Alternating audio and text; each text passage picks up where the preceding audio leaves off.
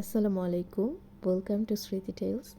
আজকে আমি আমার নিচের ডিজাইন করা একটা জামার ডিটেইলিং শেয়ার করব যে আমি কোত্থেকে কী কী কিনেছি এবং কত টাকা আমার টোটাল পড়েছে জামাটা বানাতে। সো এই কাপড়টা আমি কিনেছিলাম জামা এবং পায়জামার জন্য 5 গজ, এটা একটা সাপ্তাহিক মেলা থেকে কিনেছিলাম। আমার দাম পড়েছিল টোটাল 5 গজে 350 টাকা, সো 70 টাকা করে আমার গজ পড়েছে।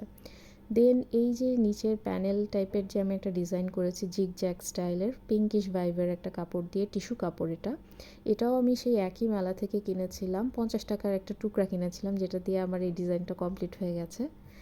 এরপরে আমি এই যে 2 টাইপের লেস ইউজ করেছি, একটা হচ্ছে গোল্ডেন পাইপেন টাইপের একটা লেস চিকন, আরেকটা হচ্ছে এই যে পিঙ্কিশ টাইপের একটা লেস।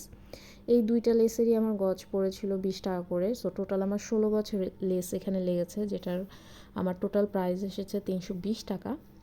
এরপরে আমার এটার মজুরি ছিল 700 টাকা, যেহেতু সারারা প্যান্ট দিয়েছি, একটু ডিজাইনও ছিল, যার কারণে এটার মজুরি আমার 700 টাকা দিতে হয়েছে আর কি।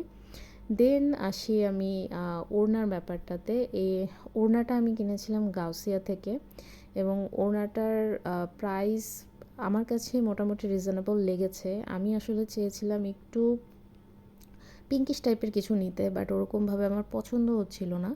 দেন আমি এই ওড়নাটা নিয়েছি, যেটার মধ্যে টিল কালারটাও আছে, একটু পিঙ্কিশ ভাইবও আছে, আবার একটু যেটাকে কি বলে, একটু পুঁতি পাতির মতো একটা লুকও দেয়। সো ড্রেসটার সাথে আমার কাছে খুব ভালো লেগেছিলো। সো এটার প্রাইস আমার পড়েছিল 425 টাকা।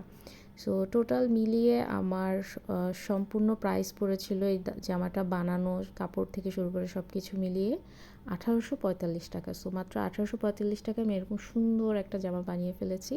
সো এটাই ছিল আজকের ব্লগ। আল্লাহ হাফেজ।